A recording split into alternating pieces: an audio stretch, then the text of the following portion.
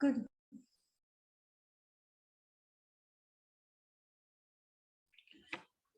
Good morning sir, good morning everyone. स्वागत, आमंत्रण स्वीकार किया, रखा हमारा मान, कैसे करें कृतज्ञता, स्वागत है श्रीमान। आज यह हमारे लिए परम सौभाग्य की बात है कि हमारे बीच की नोट स्पीकर की भूमिका निभाने के लिए professor Tejveer Singh DAV college Sadhaura से मौजूद है। सर, आपका इस अवसर पर स्वागत है। मेरा परम सौभाग्य है कि मैं डॉक्टर किरण आंगरा, प्रिंसिपल एमडीएसटी गर्ल्स कॉलेज की अध्यक्षता में इस वेबिनार का आयोजन कर रही हूँ। मैं बाकी सभी अतिथि गुणीजनों का, सभी एनएसएस वॉलंटियर्स का, एनएसएस प्रोग्राम ऑफिसर्स का तथा विद्यार्थियों का इस अवसर पर स्वागत है। आज भारतीय संविधान दिवस है जो कि 26 नवंबर को मनाया जाता है।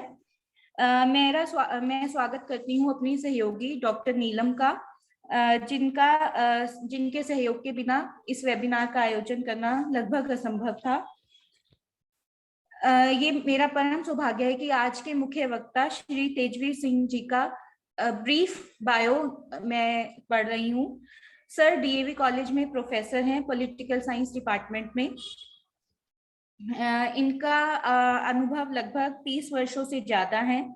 लगभग 20 से ज्यादा रिसर्च पेपर्स इन्होंने नेशनल व इंटरनेशनल जर्नल्स में पब्लिश किए हुए हैं।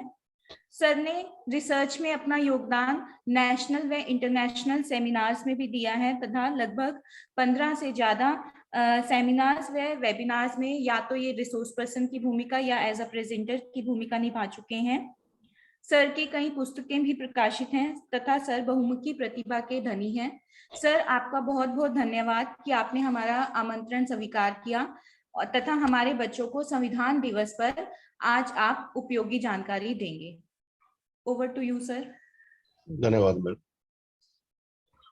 आप सभी को मेरा नमस्कार। आज इस अवसर पर जैसा कि मैडम ने बताया, इतना तो खैर विकास प्रतिभा नहीं है जो कुछ भी बताया मैडम ने, वो उससे मैं सहमत नहीं हूँ। सबसे पहले तो आप सभी का बहुत बहुत धन्यवाद और संविधान दिवस की मुबारकबाद। College principal doctor Kiran Angra जी, मैडम अनुराधा जी, मैडम नीलम जी और जितने भी मेरे कलीग्स और प्यारे बच्चों, मैडम ने परसों मेरे से कहा कि आपने लेक्चर देना है। हालांकि मेरी कोई इस तरह की तैयारी तो थी, लेकिन क्योंकि संविधान दिवस है, मैं संविधान का विद्यार्थी हूँ, पॉलिटिकल साइंस का विद्यार्थी होने के नाते तो मैंने सोचा चलो मैडम जो कुछ भी मैं आपसे शेयर कर पाऊंगा करूंगा। आज बच्चों, आज सभी आप ये जानते हैं कि आज का दिन कॉन्स्टिट्यूशन डे या संविधान दिवस या नेशनल लॉ डे के रूप में मनाया जाता है। सबसे पहले जरूरत इस बात की है कि ये जो संविधान दिवस है ये क्यों मनाया जाता है, या 26 नवंबर को ही ये संविधान दिवस क्यों चूज किया गया, इसके पीछे की भी एक कहानी। जो विद्यार्थी राजनीति शास्त्र पढ़ते हैं, राजनीति शास्त्र के विद्यार्थी, पॉलिटिकल साइंस के स्टूडेंट्स हैं, वो भली भांति जानते हैं कि आज के दिन का एक विशेष महत्व, और उस दिन के बारे में जिक्र करने से पहले कि किस तरीके से 26 नवंबर का दिन संविधान दिवस के रूप में भारत में मनाया जाता है और कब से इसकी शुरुआत, उससे पहले बहुत जरूरी चीज ये है कि हमें ये पता हो कि संविधान क्या है, संविधान से हम क्या समझते हैं। और प्यारे विद्यार्थियों, आप ये सभी जानते हैं कि दुनिया में जितने भी क्रांतियां हुई हैं, जितने भी युद्ध लड़े गए, कहीं न कहीं उनके पीछे मानव अधिकारों का इतिहास अवश्य रहा है। मानव अधिकारों की मांग उनके पीछे किसी न किसी रूप में अवश्य रही।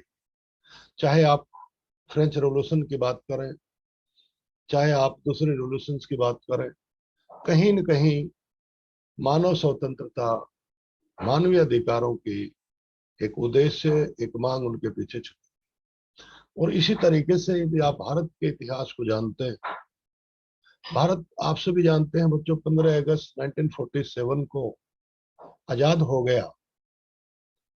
इंडियन इंडिपेंडेंस एक्ट 1947 के तहत, लेकिन ये पूर्ण आजादी उस दिन नहीं मानी गई। कारण ये था क्योंकि इंडिया अभी भी डोमिनियन स्टेट था, और 1935 के एक्ट के अधीन भारत पर शासन किया जा रहा। मेरे कहने का सीधा सा अभिप्राय कि भारत का अपना कोई संविधान नहीं था, और इस संविधान की मांग के पीछे एक लंबा इतिहास है, एक लंबी कहानी है, एक लंबी हिस्ट्री है। यदि हम हिस्ट्री की बात करें या इस संविधान के इतिहास की बात करें कि किस तरीके से एक लंबी लड़ाई इस संविधान के लिए हमें लड़नी पड़ी, स्वतंत्रता के लिए तो लड़नी पड़ी ही पड़ी, क्योंकि 1920 से ही ये मांग दोहराती गई कि भारत का एक अपना संविधान हो। और सबसे पहले जो ये संविधान की डिमांड का जो श्रेय जाता है वो 1920 में स्वराज पार्टी। बच्चों, इसकी हिस्ट्री से पहले मैं आपसे ये बताना चाहूंगा कि संविधान आप किसे कहते हैं।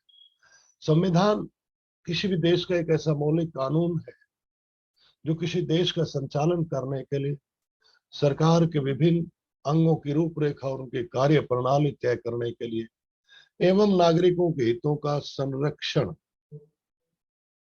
करने के लिए एक नियम को दर्शाता है। ऐसे सेट ऑफ प्रिंसिपल्स को हम संविधान का नाम देते हैं।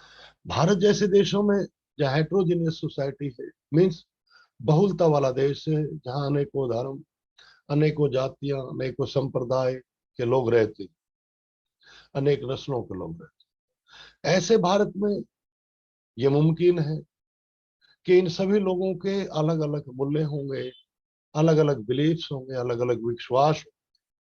तो इसलिए भारत जैसे बहुलता वाले देश के लिए एक ऐसे संविधान की जरूरत है, एक ऐसे सेट ऑफ प्रिंसिपल्स की जरूरत थी कि जिन वैल्यूज पे सभी एकमत हो, सभी सहमत हो।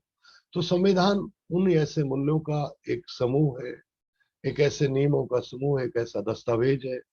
यानी संविधान, सीधी सी भाषा में भी बात करूं विद्यार्थियों के लेवल पर आकर के, कि संविधान एक लिखित या अलिखित ऐसा दस्तावेज होता है जिसमें किसी भी देश के शासन के संचालन के लिए सरकार के विभिन्न अंगों और उसके नागरिकों के बीच संबंधों का उल्लेख किया जाता है। मैंने कहा है लिखित और अलिखित। इसका मतलब है कि संविधान बच्चों लिखित भी हो सकता है और अलिखित भी हो सकता है। फॉर एग्जाम्पल, इंग्लैंड दुनिया का एक ऐसा देश है जिसका संविधान अलिखित माना जाता है, अनरिटन माना जाता है। जहां तक भारत के संविधान की बात है, जैसा कि मैंने आपको बताया, एक लंबा इसके पीछे कहानी, एक लंबा इतिहास। सबसे पहले 1920 में मैंने बताया स्वराज पार्टी ने एक भारत के लिए संविधान की मांग की थी, और उसके बाद आपको पता है सभी को कि गांधी जी के नेतृत्व में भारत में एक आंदोलन चला जा रहा था, और उस आंदोलन में आपको सभी पता है, उस असहयोग आंदोलन में एक घटना घटी 1920 में जब ये आंदोलन चल रहा था। तो 5 फरवरी 1922, 5 फरवरी 1920 को संयुक्त प्रांत गोरखपुर जिला के गांव का नाम चोराचोरी, आपने सुना हो, दिन बच्चों नहीं सुना। तो संयुक्त प्रांत के उस चोराचोरी नामक स्थान पर भीड़ ने उस थाने को आग लगा दी और 22 सिपाही जिंदा थे। उस घटना का, क्योंकि इतिहास की कोई भी घटना हो बच्चों, उसका इम्पैक्ट एक लंबे समय तक रहता है, वर्तमान समय में रहता है। तो बच्चों, उस घटना से दुखी होते हुए चोरा चोरी नामक जो कांड हुआ, चोरा चोरी नामक स्थान जो गोरखपुर जिले के संयुक्त प्रांत में था, जिसको आप आज उत्तर प्रदेश के नाम से, 22 सिपाही जिंदा जल गए। गांधी जी ने इस घटना से दुखी होते हुए अपना असहयोग आंदोलन वापस ले, और उस समय कांग्रेस के उन नेताओं को इतनी नाराजगी हुई महात्मा गांधी के इस डिसीजन से कि उन्होंने भारत पर बम गिरने के समान इस कार्रवाई को माना। अर्थात महात्मा गांधी का जो असहयोग आंदोलन वापसी का जो निर्णय था, वो भारत के अनेक नेताओं को बहुत बुरी तरह से अखरा, जिसमें से पंडित जवाहरलाल नेहरू एक थे, सुभाष चंद्र बोस एक थे, चित्तरंजन दास बसु थे, और गांधी से बहुत नाराज, क्योंकि उनका ये मानना था कि यदि ये असहयोग आंदोलन चलता रहा तो भारत को आजादी मिलने के आसार बहुत समय पहले। लेकिन ये नाराज हो गए। चित्तरंजन दास बसु थे, पंडित जवाहरलाल नेहरू थे, सुभाष चंद्र बोस जी थे, और इन्हें नाराज होते हुए स्वराज पार्टी का निर्माण किया। लेकिन बच्चों ये ध्यान रहे, ये कांग्रेस से अलग फिर भी नहीं। स्वराज पार्टी ने कांग्रेस के अंदर रहते हुए ही इन नौजवानों ने, क्योंकि उस समय सुभाष चंद्र बोस भी नौजवान थे, गर्म दल से संबंधित थे, पंडित जवाहरलाल नेहरू भी, दोनों अच्छे दोस्त थे नो डाउट, तो इन्होंने स्वराज पार्टी का निर्माण किया और कांग्रेस में रहते हुए ही संविधान की लड़ाई लड़नी शुरू। उसके बाद यदि आप संवैधानिक इतिहास की बात करें, भारत के संवैधानिक इतिहास की बात करें, 1938 के कांग्रेस अधिवेशन में मांग दोहराई गई।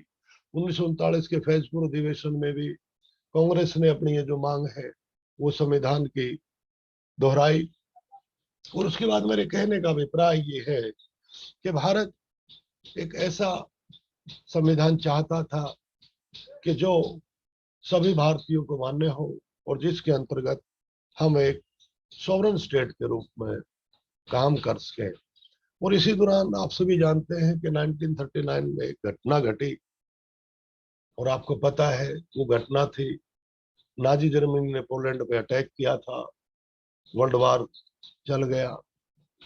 तो एक तरफ तो वर्ल्ड वार में फंसा हुआ था ब्रिटेन, दूसरी तरफ भारत में भी आजादी की मांग जोर पकड़ रही थी, डे बाय डे संविधान की मांग जोर पकड़ रही थी। और इसी दौरान क्योंकि अंग्रेजों को विश्व युद्ध में भारत के सहयोग की जरूरत थी, लेकिन भारतीयों ने एक कंडीशन रखी थी, जितने भी नेशनल लीडर्स थे, कांग्रेस के महत्वपूर्ण लीडर्स थे, कि हम साथ देंगे, लेकिन इस शर्त पे देंगे कि भारत की इंडिपेंडेंस की डिमांड को स्वीकार किया जाए और भारत के संविधान के लिए कदम उठाए जाए। इसी कड़ी में क्रिप्स मिशन भेजा जाता है, स्टैफर्ड क्रिप्स भारत भेजे जाते हैं कि भारत की संवैधानिक समस्या के समाधान के लिए। लेकिन क्रिप्स मिशन योजना को मुस्लिम लीग भी अस्वीकार कर देती है, कांग्रेस पार्टी भी स्वीकार कर देती है। परिणाम स्वरूप कैबिनेट मिशन भारत भेजा जाता है, एक मंत्रिमंडल भेजा जाता है, उसको कैबिनेट मिशन योजना कहते हैं, मंत्रिमंडल मिशन योजना कहते हैं, जिसने भारत के संविधान के निर्माण के लिए कुछ एक सुझाव प्रस्तुत किए। और अंत में मेरे कहने का अभिप्राय ज्यादा ऐतिहासिक अवलोकन पर ना जाते हुए, क्योंकि समय का अभाव है, मैं इतना ही कहना चाहूंगा, अंत में अंग्रेजों को भी भारतीयों की संविधान की मांग को स्वीकार करना पड़ा और कैबिनेट मिशन योजना के अंतर्गत एक संविधान सभा बनाने की बात स्वीकार। प्यारे बच्चों, कई बार मैं पूछता हूं, और आपसे भी यदि मैं बात करूं, कई बार ये पूछते हैं कि भारत का संविधान बनाया, सबसे बेसिक क्वेश्चन, भारत के संविधान का निर्माण किसने किया? तो कई लोग फटाक से कहते हैं डॉक्टर बी.आर. अम्बेडकर। बच्चों, ये उत्तर गलत माना जाता है। यदि राजनीति शास्त्र के विद्यार्थी के नाते मैं कहूँ, भारत के संविधान का निर्माण किया था संविधान सभा ने, कॉन्स्टिट्यूएंट असेंबली ने, और ये संविधान सभा बनाई गई थी मंत्रिमंडल मिशन योजना के अंतर्गत। और जो संविधान सभा बनाई गई, इस संविधान सभा में 399 मेंबर्स रखे गए थे और जिनका चुनाव किया जाना था। कुछ मेंबर्स ऐसे थे जिनका चुनाव किया जाना था, लेकिन ये ध्यान रहे, जो ये संविधान सभा बनाई गई थी, इस संविधान का सभा का गठन अडल्ट फ्रेंचाइज, वयस्क मताधिकार के आधार पर नहीं किया गया। वयस्क मताधिकार का मतलब होता है बच्चों, एक निश्चित आयु, वयस्क हो जाने पर सभी को बिना किसी भेदभाव के मत का अधिकार देना। और उस वयस्क मताधिकार के आधार पर जो भारत की संविधान सभा थी, उसका गठन नहीं। उसका गठन जो किया गया, वो जो प्रोविंशियल स्टेट्स थे, जो प्रोविंशियल स्टेट्स थे उसमें से 296 मेंबर्स वहां की जो लेजिस्लेचर, वहां की जो विधानसभा जिसकी सीधी भाषा में आप कहें, उसने चुन करके भेजे थे। और यदि मैं मोटी सी बात करूं उस संविधान सभा के बारे में, उस संविधान सभा में जो उस समय की वो कैटेगरी रही, या यूं कह लीजिए जो संविधान सभा मेंबर रहे, वो 296 इलेक्टेड मेंबर्स थे बाय द प्रोविंशियल लेजिस्लेचर, यानी जो ब्रिटिश राज्य थे, ब्रिटिश राज के अधीन माने जाते। 296 सदस्य इलेक्टेड होके आए थे, 70 सदस्य मनोनीत थे, कुल महिला सदस्यों की संख्या उसमें 15 थी, और अनुसूचित जाति की संख्या उसमें 26 थी, और अनुसूचित जनजाति के 33 सदस्य संविधान सभा में रखे गए थे। यानी मेरे कहने का अभिप्राय कि मोटी सी बात मैं आपको यही कहना चाहता हूं कि जो संविधान सभा बनाई गई उसका गठन संविधान बनाने के लिए किया गया था। तो पहला तो यही है कि संविधान का निर्माण किसी व्यक्ति विशेष ने नहीं किया, भारतीय संविधान का निर्माण भारतीय की संविधान सभा द्वारा किया गया। और उस संविधान सभा का गठन मैंने बताया किस तरीके से किया गया। 296 इलेक्टेड मेंबर्स थे, 70 जो मेंबर्स थे वो आपके नॉमिनेटेड थे, मनोनीत किए गए थे, जो देशी रियासतों के राजा महाराजा थे उनके द्वारा। आप सभी जानते हैं कि भारत में रियासतें थी, और इस रियासतों को एक करने के लिए सरदार पटेल का अहम योगदान रहा, जिसको आप आयरन मैन ऑफ इंडिया भी कहते हैं। दो रियासतों के प्रतिनिधि इसमें उस समय नहीं थे, क्योंकि दो रियासतें ऐसी थी, एक तो हैदराबाद रियासत और एक जम्मू और कश्मीर रियासत, जो उस समय जिसके सदस्य मनोनीत नहीं किए गए थे। बाद में 1947 में जम्मू और कश्मीर के जो शामिल हो गए प्रतिनिधि संविधान सभा में, और 1948 में हैदराबाद के शामिल, क्योंकि जूनागढ़ पहले ही शामिल हो गया था। तो मेरे कहने का अभिप्राय कि इस तरीके से भारत का जो संविधान बनाया गया एक संविधान सभा के द्वारा बनाया गया। ये आपको क्लियर होना चाहिए कि भारत के संविधान का निर्माण किसी व्यक्ति विशेष ने नहीं बल्कि संविधान सभा ने किया गया। और संविधान सभा का मैंने आपको बताया है कि संविधान सभा में इलेक्टेड मेंबर्स भी थे और नॉमिनेटेड मेंबर्स भी थे, जो रियासतों के मालिक थे। तो यदि संविधान सभा की बात आई है तो संविधान सभा ने संविधान का निर्माण करने के लिए, भारत के संविधान का निर्माण करने के लिए पहली बैठक जो आयोजित की गई वो 9 दिसंबर 1946 को पहली बैठक आयोजित की गई संविधान सभा की, कि जिसने उस बैठक में अनेक निर्णय लिए गए, क्योंकि उसी बैठक के बाद अनेकों कमेटीज बनाई गई, 13 समितियां बनाई गई थी भारत के संविधान से संबंधित, जिनमें से एक प्रारूप समिति भी थी, ड्राफ्टिंग कमेटी। अब आप कहोगे जो मैंने बताया दिसंबर 1946 को जो पहली मीटिंग हुई उसमें सच्चिदानंद सिन्हा को कार्यवाहक प्रेसिडेंट चुना गया, और उसके बाद मीटिंग में डॉक्टर राजेंद्र प्रसाद को संविधान सभा का अध्यक्ष मनोनीत किया गया। उसके साथ साथ अनेक कमेटीज बनाई गई, जिसमें से ड्राफ्टिंग कमेटी भी थी। 22 कमेटीज बनाई गई थी संविधान सभा के द्वारा। उन 22 कमेटीज में मौलिक अधिकारों से संबंधित कमेटी थी, उसके अतिरिक्त संघीय समिति थी, अनुसूचित जाति अनुसूचित जनजाति संबंधित समिति थी। इसी तरीके से एक महत्वपूर्ण समिति उस दौरान गठित की गई थी संविधान सभा, जिसको आप प्रारूप समिति कहते हो, मसौदा समिति कह सकते हो, ड्राफ्टिंग कमेटी कह सकते हो। अब बात आती है कि डॉक्टर अम्बेडकर का नाम बार बार, तो प्यारे साथियों मैं आपको बता देना चाहूंगा कि प्रारूप समिति के अध्यक्ष डॉक्टर अम्बेडकर थे। 7 सदस्यीय समिति बनाई गई थी, प्रारूप समिति में 7 सदस्य थे, और इस प्रारूप समिति के ड्राफ्टिंग कमेटी, जिसने भारत का संविधान का, भारतीय संविधान का अंतिम ड्राफ्ट तैयार, उस ड्राफ्टिंग कमेटी में 7 मेंबर थे, क्योंकि ड्राफ्टिंग कमेटी का मेन रोल रहा इंडियन कॉन्स्टिट्यूशन का ड्राफ्ट तैयार करने में। इसलिए आमतौर पर कह देते हैं कि भारत के संविधान का निर्माण डॉक्टर बी आर अम्बेडकर। लेकिन उस ड्राफ्टिंग कमेटी में, उस प्रारूप समिति में कुल 7 सदस्य थे। डॉक्टर अम्बेडकर इस प्रारूप समिति के अध्यक्ष थे। तो एक चीज याद रखना, यदि आपसे कोई पूछे कि संविधान सभा यानी पहली बात तो कि भारत के संविधान का निर्माण किसने किया? संविधान सभा ने किया। दूसरी बात कि संविधान सभा के अध्यक्ष कौन थे? संविधान सभा के अध्यक्ष, याद रखना बच्चों, डॉक्टर राजेंद्र प्रसाद थे, जो भारत के प्रथम राष्ट्रपति। फिर आती है डॉक्टर अंबेडकर। तो प्रारूप समिति के अध्यक्ष, ड्राफ्टिंग कमेटी के अध्यक्ष डॉक्टर BR अम्बेडकर थे, याद। और उस ड्राफ्टिंग कमेटी में 7 सदस्य थे डॉक्टर अम्बेडकर के अलावा: मोहम्मद सादुल्ला, अलादी कृष्णा स्वामी अय्यर, जी स्वामी अंगार, N माधव, पूना राव, TT कृष्णाचार्य, ये 6 सदस्य थे और डॉक्टर अम्बेडकर इस प्रारूप समिति के अध्यक्ष।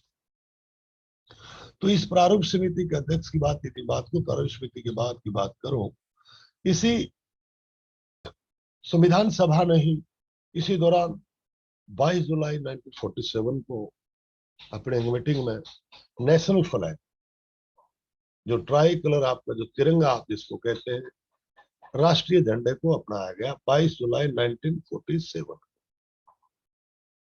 हमारा राष्ट्रीय ध्वज जो है अपनाया गया था संविधान सभा के द्वारा 22 जुलाई 1947 को। और मेरे कहने का अभिप्राय कि अनेक वाद विवाद हुए, लगभग 2600 के करीब इसमें अमेंडमेंट्स हुए, और इन अमेंडमेंट्स के बाद, अनेकों डिबेट्स के बाद, अनेकों वाद विवाद के बाद, क्योंकि बच्चों यदि आप ये पिक्स देखना चाहो, अभी मैं आपसे शेयर नहीं कर पाऊंगा, फिर कभी जब कभी मुलाकात होगी जरूर करेंगे, लेकिन आप आर्काइव से ये सारे के सारे पिक्स उठा सकते हो, कॉन्स्टिट्यूंट असेंबली से संबंधित, या 24 जो जनवरी, सॉरी 24 6 जनवरी 1950 की मीटिंग आप देख लें। 24 की मैं कहूंगा बल्कि लास्ट मीटिंग थी, जो कॉन्स्टिट्यूंट असेंबली की लास्ट मीटिंग थी बच्चों, वो 24 जनवरी 1950 को हुई थी, जिस पर संविधान सभा के सदस्यों ने अपने सिग्नेचर किए। वो पिक्स भी आपको आर्काइव्स में मिल जाएंगी। तो लास्ट मीटिंग हुई थी 24 जनवरी 1950 की संविधान सभा की, जिसमें संविधान सभा के सदस्यों ने साइन किए थे, और ये संविधान बन करके आपका तैयार हो गया था 26 नवंबर 1949 को, 26 नवंबर 1949 को। और अब मैं आता हूँ इस 26 नवंबर 1949 को, यानी संविधान दिवस की जब आप बात करते हैं, तो क्योंकि 26 नवंबर 1949 को ये संविधान बन करके तैयार हो गया था, लेकिन इसे लागू 26 जनवरी किया, इसलिए ये जो स्वीकार किया गया 26 नवंबर 1949 को, इसीलिए 26 नवंबर को भारत में संविधान दिवस के रूप में मनाया जाता है। और इसकी शुरुआत बच्चों 19 नवंबर 2015 से मानी जाती है, जब ministry of social justice and empowerment department ने 26 नवंबर को संविधान दिवस के रूप में मनाने का निर्णय लिया। और इसी दौरान सभी स्कूल कॉलेजेस को ये कहा गया कि आप 26 नवंबर को इस संविधान दिवस को आप मनाएं, नेशनल लॉ डे को मनाएं, कॉन्स्टिट्यूशन डे को मनाएं। और इस दौरान जो भी एक्टिविटीज की जाती हैं, चाहे वो आपके कॉन्स्टिट्यूशन संबंधित, अब बात आती है बच्चों के, ये तो मैंने आपको एक हिस्टोरिकल जो भारतीय संविधान का जो एक मोटा सा जो ढांचा था, एक मोटा सा खाका तैयार किया था, वो आपको बताया है। अब बात आती है बच्चों कि संविधान, जैसा कि मैंने बताया था कि संविधान की जरूरत क्यों है, मैंने आपको शुरुआत में जिक्र किया। यानी संविधान एक स्वेच्छाचारी शासन पे, एक मनमाने शासन पे, एक प्रतिबंध का काम करता है, एक कंट्रोल का काम करता है, एक नियंत्रण का काम करता है। और इसीलिए जो संविधान दिवस मनाया जाता है, इसका जो मूल उद्देश्य है, जो मोटिव है, वो यही है कि जो कॉन्स्टिट्यूशनल वैल्यूज वो प्रमोट की जाए among the people, among the students. और यदि पता नहीं आज आपके इसमें जुड़े हैं कि नहीं, मैं तो ये मानता हूं कि जो आपके पीपल्स रिप्रेजेंटेटिव्स हैं, जो जनता के प्रतिनिधि है, चाहे वो पंच है, चाहे वो सरपंच है, चाहे वो स्थानीय निकाय से संबंधित है, या कुछ महिला संगठन से संबंधित है, उन लोगों को भी इस तरह के प्रोग्राम में, इस तरह के आयोजन में जोड़ा जाना चाहिए। क्योंकि ये जो दिवस है, संविधान दिवस है, इसका जो मेन मोटो है कि जो कॉन्स्टिट्यूशनल वैल्यूज वो प्रमोट हो, वो पहुंचे समाज के प्रत्येक कोने तक, प्रत्येक तक। तो बात पैदा होती है कि जब कॉन्स्टिट्यूशनल वैल्यूज की बात हमने की है, तो आप सभी जानते हैं कि वैल्यूज से मतलब आप क्या लेते हैं। वैल्यूज से मतलब आप ऑनेस्टी से लेते हैं, वैल्यूज से आप मतलब ट्रूथ से लेते हैं। तो इसी तरीके से जब कॉन्स्टिट्यूशनल वैल्यूज की बात की जाती है, तो हमारे कॉन्स्टिट्यूशन के भी कुछ वैल्यूज हैं, कुछ ऑब्जेक्टिव्स हैं। तो जैसा कि मैंने आपको शुरुआत में बताया था कि संविधान एक ऐसा दस्तावेज है जो किसी भी देश के नागरिकों पे जो मूल्य पाए जाते हैं उनमें एकमतता पाई जाती है। उन वैल्यूज के एक सेट ऑफ प्रिंसिपल्स के, एक सेट ऑफ वैल्यूज के जो दस्तावेज, एक डॉक्यूमेंट्स को हम संविधान कहते हैं। अब बात आती है कॉन्स्टिट्यूशनल वैल्यूज क्या है।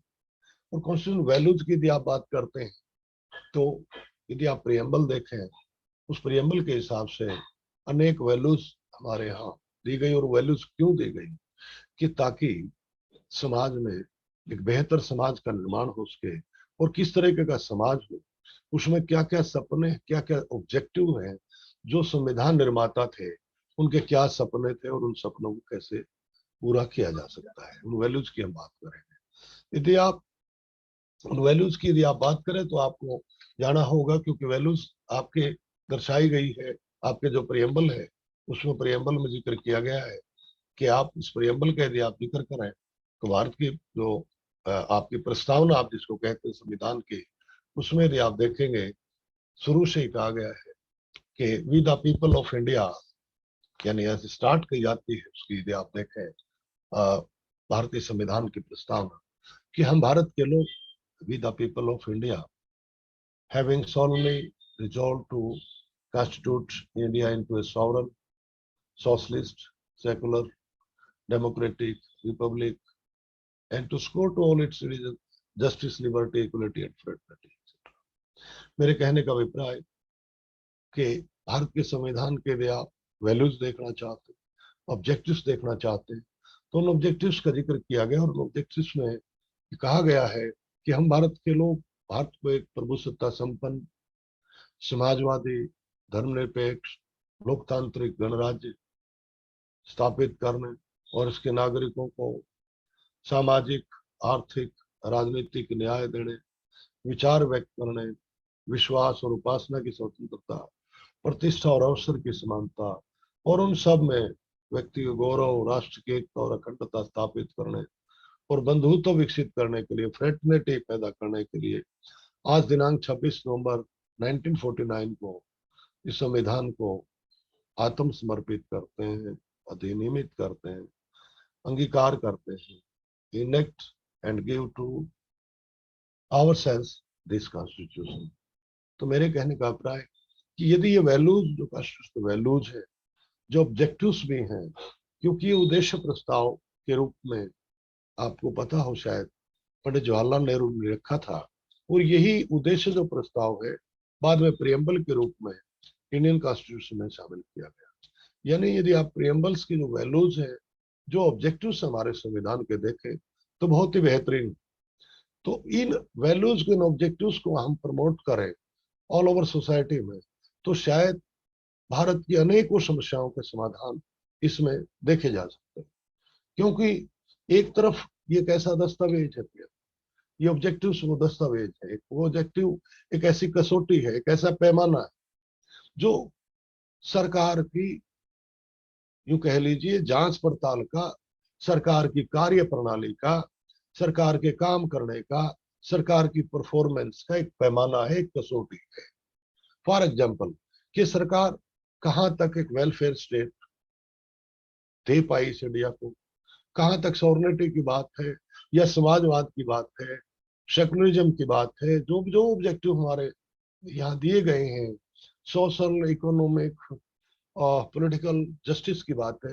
यदि आज आप भी देखें, एक आर्टिकल आया हुआ है, डॉक्टर अम्बेडकर का आया हुआ है, जिसमें वो कहते हैं, मैं ये थोड़े थोड़े डिटेल में तो ज्यादा नहीं, जो ये आपके कॉन्स्टिट्यूशनल ऑब्जेक्टिव्स हैं, जो कॉन्स्टिट्यूशनल वैल्यूज हैं, इनको मैं डिस्कस आपके साथ करूंगा। और उन्हीं में से अम्बेडकर ने भी आज ये कहा है कि जहां पॉलिटिकल डेमोक्रेसी की बात है, पॉलिटिकल डेमोक्रेसी से उन्होंने कहा कि सोशल डेमोक्रेसी भी आनी चाहिए। राजनीतिक लोकतंत्र पर्याप्त नहीं है, बल्कि सामाजिक लोकतंत्र भी आना चाहिए। यानी मेरे कहने का अभिप्राय कि यदि आप ये कॉन्स्टिट्यूशनल वैल्यूज को देखें, ऑब्जेक्टिव्स को देखें, तो एक वैल्यूज हमारे यहाँ कॉन्स्टिट्यूशनल वैल्यूज आती है, सॉवरेनिटी की बात आती है कि प्रभुसत्ता, सॉवरेनिटी। और सॉवरेनिटी प्यारे बच्चों आप सभी जानते हो किसी भी स्टेट के लिए मस्ट है। जो राजनीति शास्त्र की यदि भाषा में बात करूं कि स्टेट के लिए सॉवरेनिटी, यानी स्टेट के 4 एलिमेंट्स माने जाते हैं। आप जानते हैं एक गवर्नमेंट है, एक पॉपुलेशन है, एक फिक्स टेरिटरी और एक सॉवरेनिटी।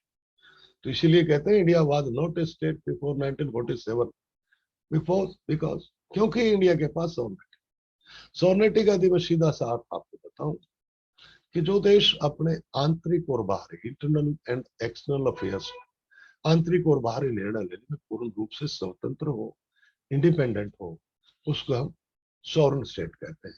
तो इंडिया इस मामले में, क्योंकि 1950 में आपको पता है हमारा संविधान लागू हो गया, 26 नवंबर मैंने बताया इस संविधान को अडॉप्ट किया गया, लागू किया गया, तो इसीलिए ये संविधान दिवस के रूप में मनाया जाता है।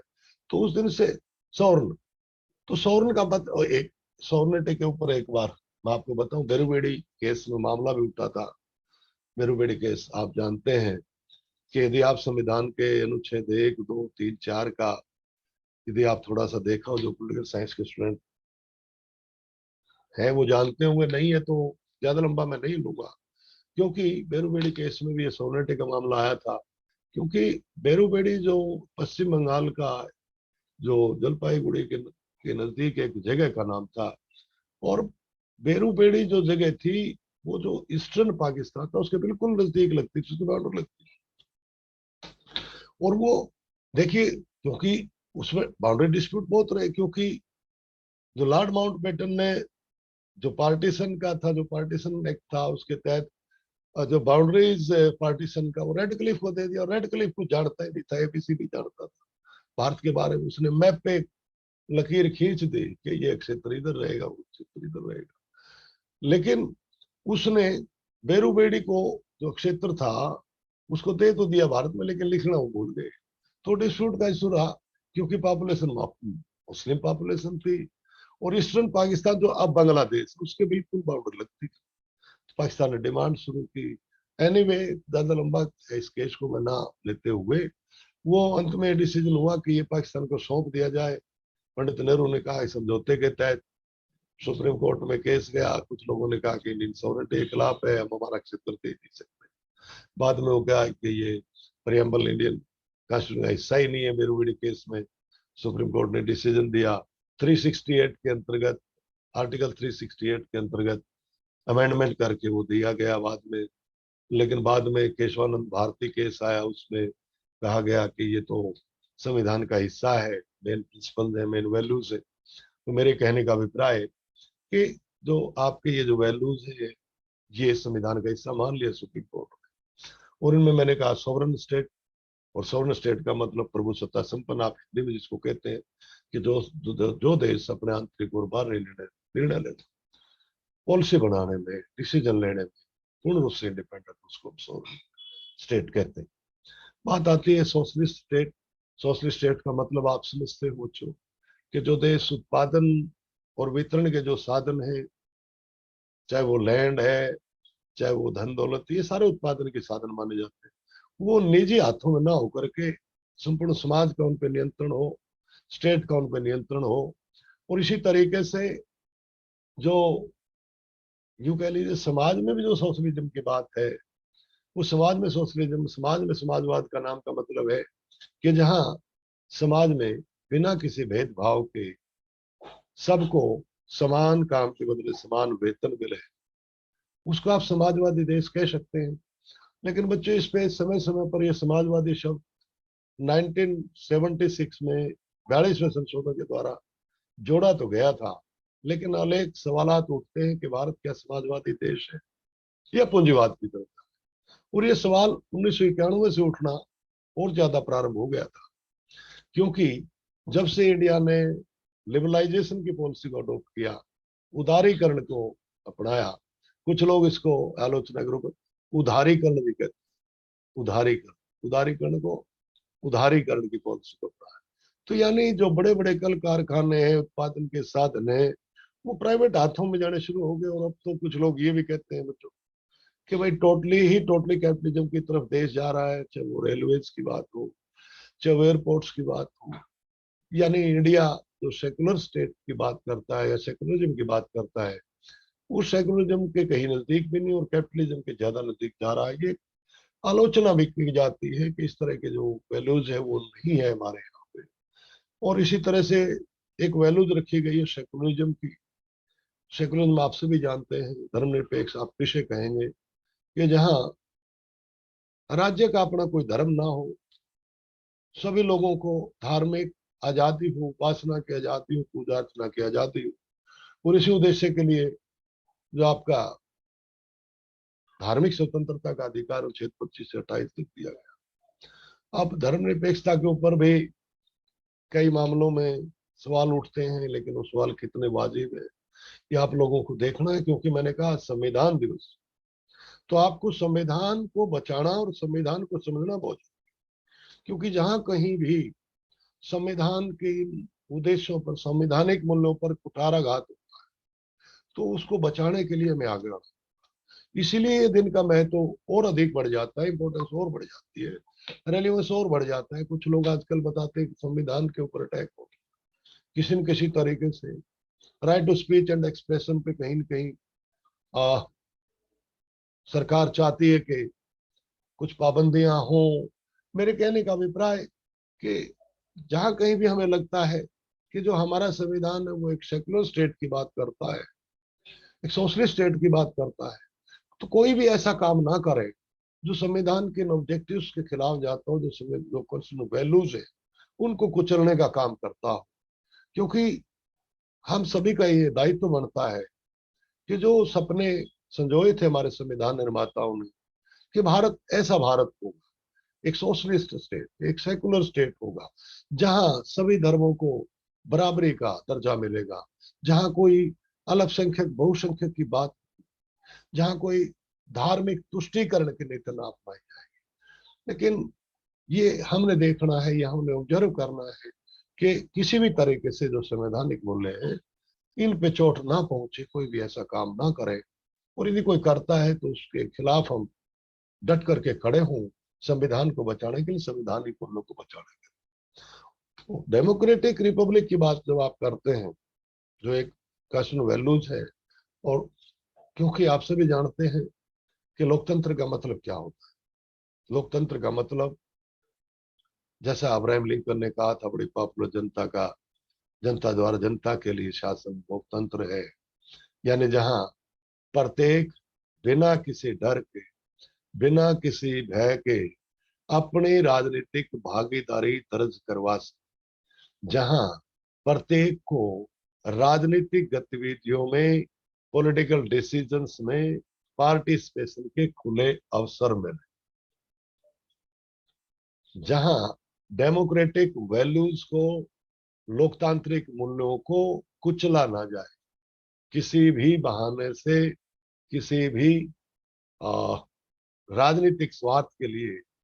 और यदि हमें पता है कि हमारा देश एक लोकतांत्रिक गणराज्य है, गणराज्य की जब हम बात करेंगे तो आपको पता है बच्चों, Republic state, India is Republic state.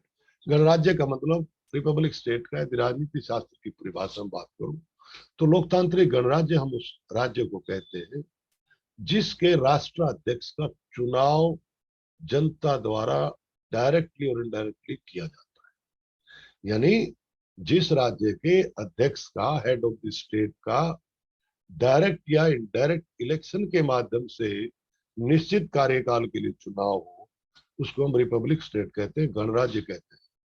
और इंडिया में आप सभी जानते हैं, क्योंकि head of the state, who is the head of the state in India? President, राष्ट्रपति।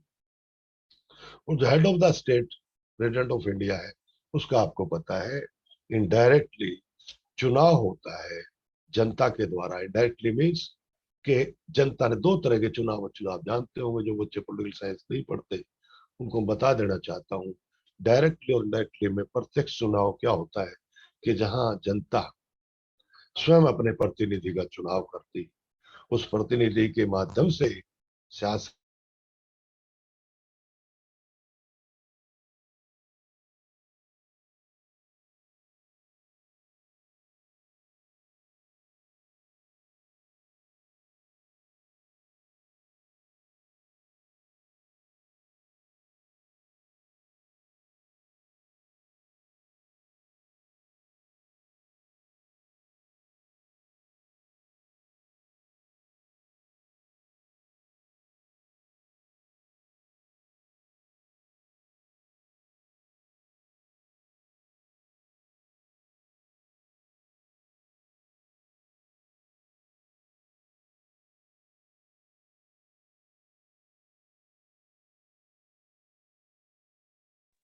सर शायद आपका कनेक्शन वीक है, आप हमें सुन पा रहे हैं?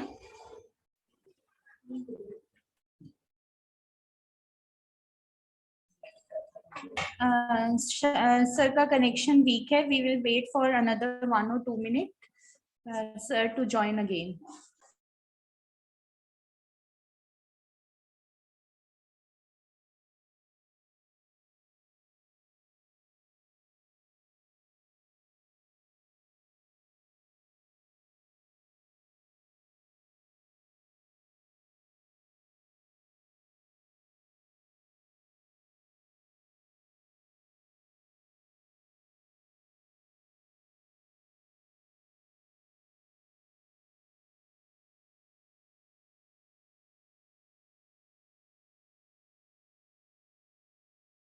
I had a word with sir, he is joining again. Yes, sir ने join कर लिया again.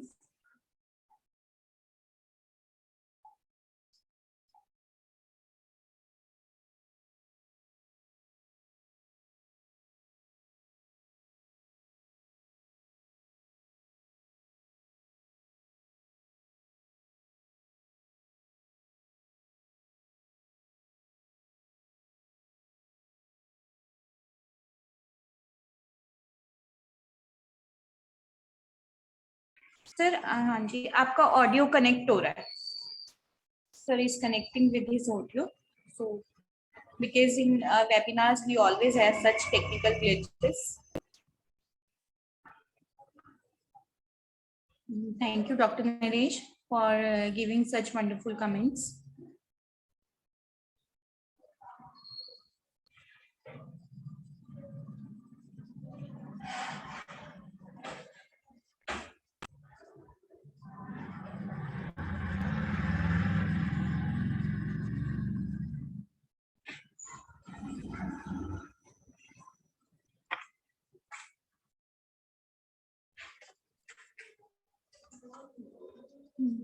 सर आपका ऑडियो कनेक्ट नहीं हुआ है।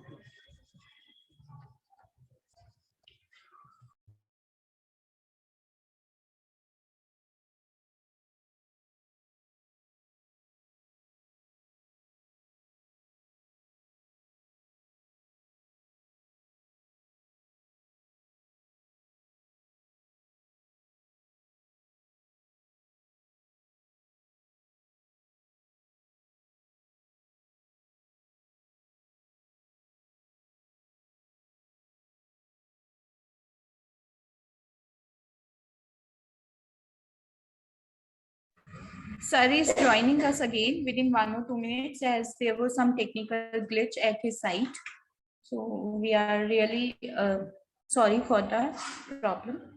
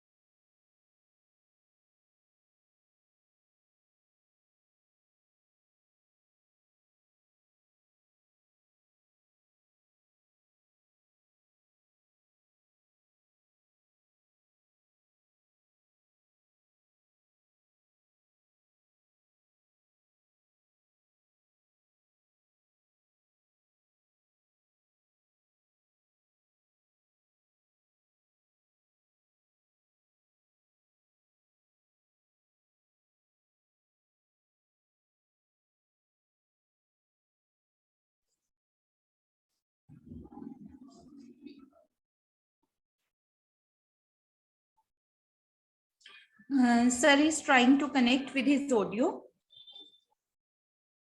So we'll wait for 1 or 2 minutes. मेरा अनुरोध नीलम मैम से कि वो तैयार रहें.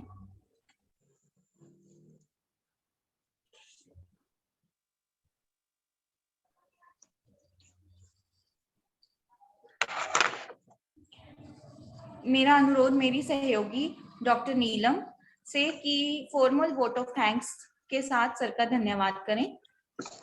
धन्यवाद अनुराधा, बहुत बहुत धन्यवाद आपका.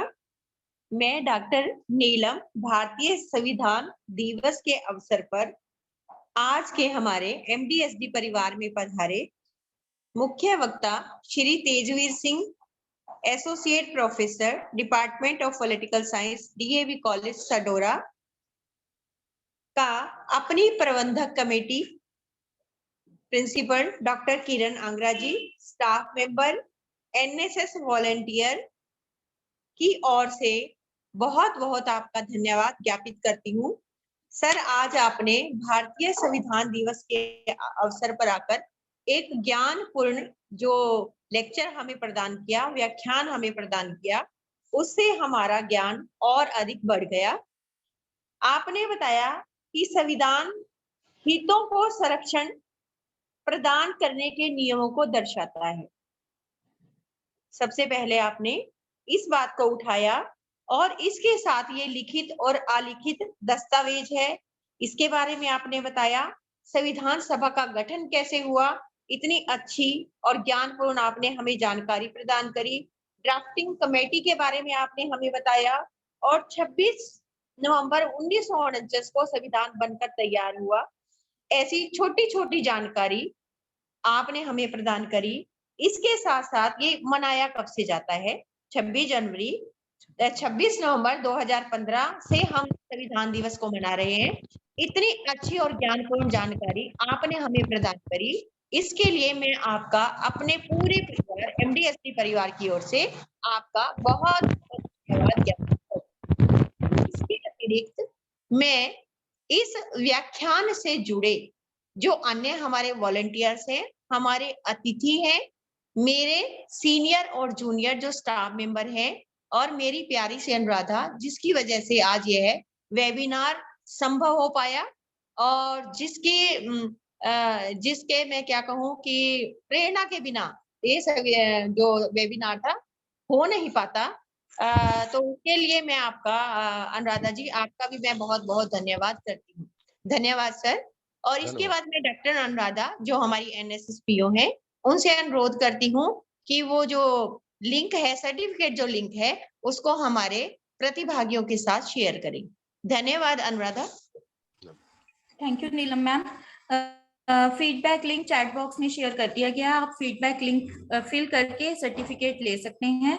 Thank you sir for joining us and giving such a wonderful information. तो मीटिंग जो है वो लगभग 15-20 मिनट तक ऑन रहेगी जब तक आप फीडबैक लिंक भर नहीं लेते. जो फीडबैक लिंक भर लें वो फिर मीटिंग लीव कर दे. Thank you so much. Thank you sir.